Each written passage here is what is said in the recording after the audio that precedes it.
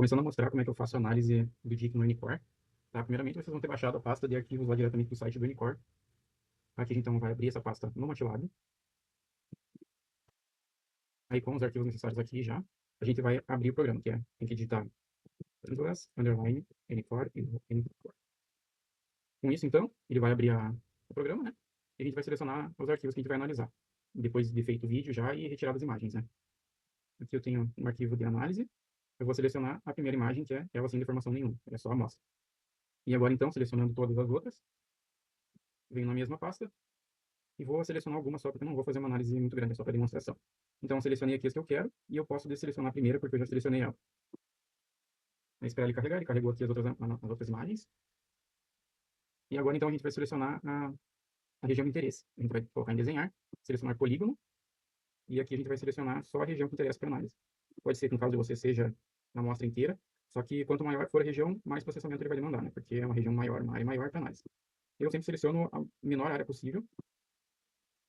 Aqui ficou um pouquinho grande, não precisava tanto espaço aqui na lateral, mas perfeito.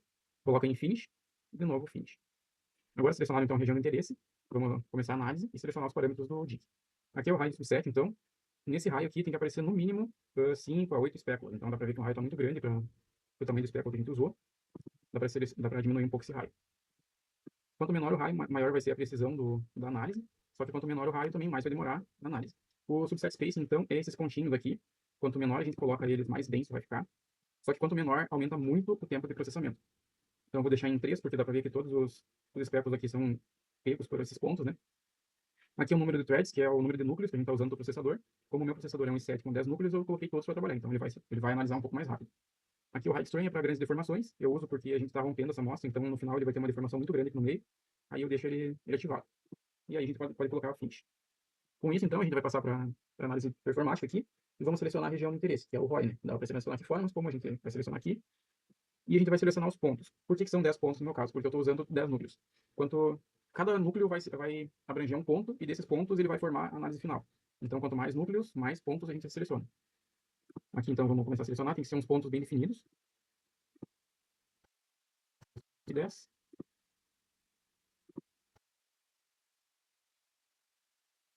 Tentar deixar bem distribuído.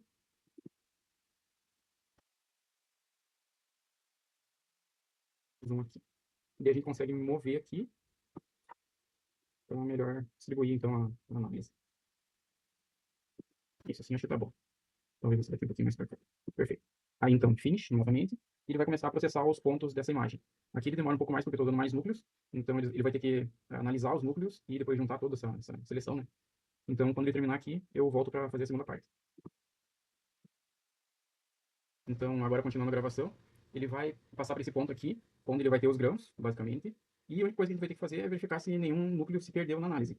Porque às vezes pode ser que ele pula de um ponto para o outro, por serem pontos parecidos, ele se perde na análise. Então é só passar aqui durante as fotos, porque ele vai mostrar o primeiro e o último. Se for o mesmo ponto, quer dizer que não se perdeu. Às vezes vai ter um ponto um pouco diferente, porque ele foi deformado, né? Mas é isso aí. Até dá para passar as imagens aqui, se queira ver se não escolheu nenhum ponto. Mas é difícil. Aí vamos dar finish e finish novamente. Agora, então, ele pode começar a processar as imagens. Como eu selecionei só as 6 imagens e eu coloquei o raio de subset um pouco maior, um pouco menor, quer dizer, é para ele ir um pouco mais rápido. Então, ele vai acelerar um pouco o processo e começar uma demonstração. Né? Basicamente, isso aqui vai ser um teste cada vez que for fazer. Vai depender muito do tamanho do speckle, da qualidade da gravação.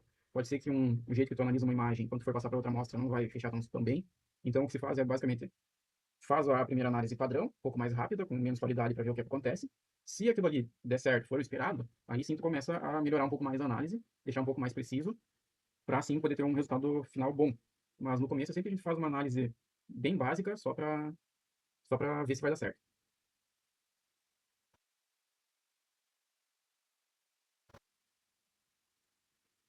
Aqui então a análise foi completa, vamos dar OK, e a análise foi finalizada. Com isso então a gente tem que fazer o formato de deslocamento para poder colocar o tamanho de alguma coisa conhecida. Como que a gente vai fazer isso? A gente vai colocar aqui e selecionar uma imagem de calibração. Eu sempre pego a mesma imagem que eu analisei, porque eu sei o tamanho dela, e aqui eu consigo passar uma linha.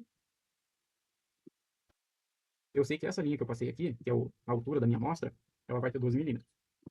Então, aqui a gente vai ter que a unidades por pixel vai ser 0.016. Isso daqui ele vai usar para conseguir calcular os deslocamentos. Então, vamos colocar um finish. Ele vai perguntar se está correto. E aqui, então, ele vai mostrar as áreas de tensões, de deslocamento em V e em U. Aqui seria a distorção de lente, eu nunca usei isso aqui. E vamos dar um finish. Ele vai perguntar se tudo correto. E ele vai fazer uma varredura das imagens agora, colocando o deslocamento, distância. E agora ele vai calcular a deformação. Para calcular a deformação, a gente vai usar o String Radius. Aqui eu sempre deixo entre 5 vezes, de 3 a 5 vezes o raio que a gente selecionou lá, que era 3. Aqui também, quanto menor, mais preciso ele vai ficar. Dá para ver que ele começa a aumentar aqui a bolinha, ó. Mas como a gente está fazendo uma análise inicial, dá para deixar um valor um pouco mais alto. Ou até o de referência que vem como 15, não tem problema. Aqui seriam as opções lagrangianas e eulerianas. Basicamente, a euleriana ela vai mostrar o deslocamento ao vivo da peça. E a lagrangiana ela vai manter a peça parada e só vai mudar o meio. E vamos dar então um finish para ver o que acontece. Ele vai processar novamente as imagens, agora calculando a deformação. E aqui então, o status do programa, está tudo pronto no caso. E a gente vai plotar então o que a gente quer ver. Aqui o deslocamento em U, ele vai dar para nós todas as imagens. Ó, deu para ver que aqui não deu certo porque os pontos se perderam. Isso aqui não acontecia quando eu usava só um núcleo, porém demorava bem mais. Ó, dá para ver que depois ele acaba se acertando. Então aqui dá para ver já que teria que refazer essa análise, usando outros valores. Aqui a gente consegue mexer na transparência. Aqui se colocar em 1, por exemplo, ele vai ficar, não dá para ver o fundo da imagem. Upper bound aqui é o valor máximo e lower bound é o valor mínimo. Quando eu quero ver o que aconteceu com a amostra mesmo, ou vou usar a imagem final para algum trabalho, alguma coisa assim, eu geralmente uso o valor de 80, aqui na transparência, 0.80 no caso. E o upper bound aqui, eu uso o valor dado máximo aqui, ó. Que daí ele vai ficar o valor máximo e o valor mínimo do deslocamento. O mínimo também, o lower bound, eu uso o valor mínimo. Aí coloco aplicar para todos e geralmente o que importa é a última imagem, então é o que eu uso. Aqui a barra de escala, então, dá para colocar um valor conhecido. Os eixos, tu consegue tirar o eixo aqui de cima da imagem final e consegue salvar, então, essa imagem como imagem com as informações, onde aparece isso aqui, e sem as informações, onde fica só a imagem com a escala. Também dá para salvar o GIF, isso aqui. É só clicar aqui e ele vai dar o tempo de delay de cada imagem, o tamanho da imagem final. Aí dá um finish, ele vai fazer a varredura, salvar aqui com qualquer coisa. Assim ele está salvando o GIF. E aqui, então, está o GIF salvo já.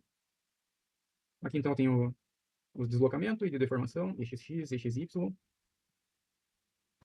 Aqui mostra a área com maior tensão, mesmo que essa análise não tenha ficado 100%, porque ficou com muito ruído, dá para ver a área com maior tensão aqui. Aqui também a mesma coisa, mesma ideia do outro. Então, aqui daí, para salvar esse arquivo aqui no Save Data, ele vai salvar o arquivo .mat, e só que se vocês mudarem de lugar no PC as imagens que foram usadas para fazer a análise, na hora de rodar esse .mat, ele não vai rodar, porque ele não vai achar onde é o caminho da imagem. Então, se for para salvar, para refazer outra hora, fazer diferente, salvem sempre tudo na mesma pasta, para não ter perigo de mover uma coisa para um outro lugar e acabar tendo que refazer de novo o trabalho. Então, acho que seria basicamente essa análise.